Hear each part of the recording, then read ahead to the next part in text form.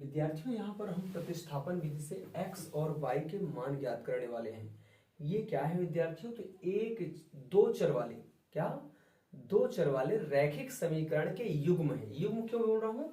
चूंकि एक रैखिक समीकरण ये हो गया और एक रैखिक समीकरण युग्म ये हो गया, तो दोनों मिल करके एक युग्म बना लिया, पेयर बना लिया। तो इसलिए मैंने क्या कहा, दो चर वाले रैखिक समीकरण युग्म है जिनमें हमें x और y के मान ज्ञात करने हैं। किस विधि से? प्रतिस्थापन विधि से। तो चलिए विद्यार्थियों, इन सवाल को हम कर लेते हैं हल। ओके, तो यहाँ पे हल लिख करके आपको आगे बढ़ जाना है और देना है इसको समीकरण 1 और इसको दे देना है समीकरण 2। अब यहाँ पे क्या करना है विद्यार्थियों, समीकरण 2 को कुछ आपको परिवर्तित करके लिख लेना है। तो लिख देता हूं, समीकरण 2 को निम्नानुसार लिख लेते हैं। ओके, इस तरह से आप लिख लेंगे इसको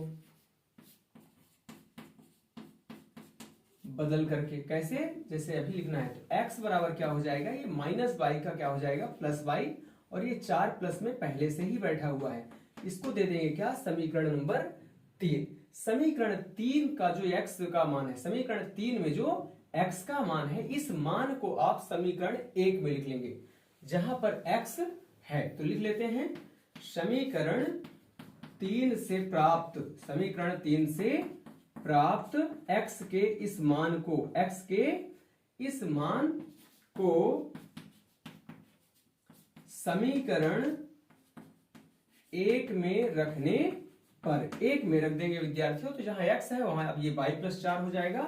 तो मैं लिख देता हूं y प्लस 4 और ये प्लस y, और बराबर में क्या है विद्यार्थियों, 14। तो इसको इस प्रकार से लिख लेंगे। अब यहाँ पे देखें तो y और y दोनों प्लस में है तो दोनों जुड़ जाएंगे। तो y प्लस y बराबर क्या, 2y, और बराबर का कितना इधर 14 है, और ये 4 प्लस से माइनस में ले जाएंगे तो इस प्रकार से हो जाएगा। तो 2y बराबर कितना, ये आ जाएगा 10 माइनस 4 प्लस माइनस माइनस। तो 14 में आप 10 माइनस नहीं विद्यार्थियों, 14 माइनस 4 करेंगे, प्लस माइनस माइनस, तो 14 में 4 घट जाएगा तो 10 आ जाएगा। बड़ी संख्या चिन्ह प्लस है तो प्लस में। तो y बराबर क्या, 10, और ये बटे में आ जाएगा 2। तो 2 1 कम 2, 2 पंचे 10। तो y बराबर कितना आ गया विद्यार्थियों, 5। y के इस मान को आप समीकरण 3 में रख देंगे। तो समीकरण 3 में रख देते हैं विद्यार्थियों यहां पर। ओके, तो यहां पर रख दे तो क्या हो जाएगा, ये x बराबर, y का मान कितना है, 5 है, तो ये 5 और धन 4, तो x बराबर कितना हो जाएगा, 9। ओके, तो इस प्रकार से हमने क्या देखा कि x का मान आ गया